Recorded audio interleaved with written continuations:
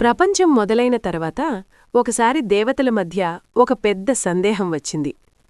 ఈ సృష్టిలో అసలు ఎవరు గొప్పవారు? కొంతమంది దేవతలు చెప్పారు, సృష్టి చేసినవాడు గొప్పవాడు అని.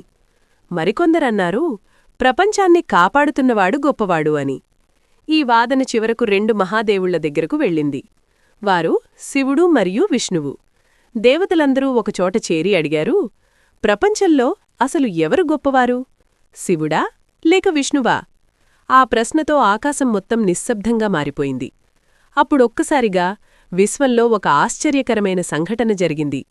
ఆకాశం నుంచి భూమి వరకు, భూమి నుంచి పాతాళం వరకు ఒక అంతం కనిపించని అగ్నిస్తంభం ప్రత్యక్షమయ్యింది. ఆ అగ్నిస్తంభం అంత పెద్దది, దానికి మొదలుకూడా కనిపించలేదు, చివరకూడా కనిపించలేదు. అది చూసి దేవతలందరూ ఆశ్చర్యపోయారు. అప్పుడు విష్ణువు చెప్పారు, ఈ అగ్నిస్తంభానికి చివర ఎక్కడుందో నేను వెతుకుతాను అని చెప్పి ఆయన వరాహం అంటే పంది రూపం తీసుకుని భూమి లోపలికి పాతాళంలోకి వెళ్లడం ప్రారంభించాడు. అదే సమయంలో బ్రహ్మదేవుడు చెప్పారు, నేను ఈ అగ్నిస్తంభం పైభాగాన్ని వెతుకుతాను అని చెప్పి ఆయన హంసరూపం తీసుకుని ఆకాశం వైపు ఎగరడం ప్రారంభించాడు. సంవత్సరాలు గడిచాయి. విష్ణువు పాతాళం వరకు వెళ్లాడు, కాని ఆ అగ్నిస్తంభానికి చివర కనిపించలేదు. చివరకు విష్ణువు అర్థం చేసుకున్నాడు, ఈ అగ్నిస్తంభానికి అంతం లేదు అని చెప్పి తిరిగి వచ్చాడు. అదే సమయంలో బ్రహ్మదేవుడు కూడా చాలా దూరం ఎగిరాడు, కాని ఆయనక్కూడా ఆ అగ్నిస్తంభానికి మొదలు కనిపించలేదు. కాని ఇక్కడొక పెద్ద సంఘటన జరిగింది. బ్రహ్మదేవుడు ఒక పువ్వును చూశాడు. ఆ పువ్వు పేరు కేతకీ పువ్వు. అప్పుడు బ్రహ్మదేవుడు ఆ పువ్వుతో చెప్పారు, నువ్వు నాతోపాటు వచ్చి నేను ఈ అగ్నిస్తంభం చివర చూశానని చెప్పు.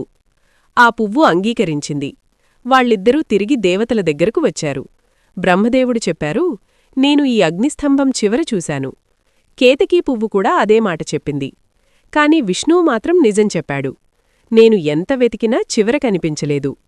అప్పుడొక్కసారిగా ఆ అగ్నిస్తంభం మధ్యనుంచి ఒక మహాశక్తి ప్రత్యక్షమయ్యింది. అది మరెవరో కాదు, మహాదేవుడు శివుడు. అప్పుడు శివుడు చెప్పారు, ఈ అగ్నిస్తంభమే నా రూపం, దీనిని లింగరూపం అంటారు. తర్వాత శివుడు బ్రహ్మదేవుడివైపు చూసి చెప్పారు, నువ్వు అబద్ధం చెప్పావు అని కోపంగా అన్నారు. అప్పటినుంచి ఒక శాపమిచ్చారు, భూమిపై బ్రహ్మదేవుడికి ఆలయాలు చాలా అరుదుగా ఉంటాయి. మరొక శాపం కేతకీ పువ్వుక్కూడా ఇచ్చారు, నా పూజలో ఈ పువ్వు ఉపయోగించకూడదు. కాని విష్ణువు నిజం చెప్పినందుకు శివుడు చాలా సంతోషపడ్డాడు. అప్పుడు శివుడు చెప్పారు, ఈ విశ్వంలో ఎవరు గొప్పవారు అనే ప్రశ్న అవసరం లేదు.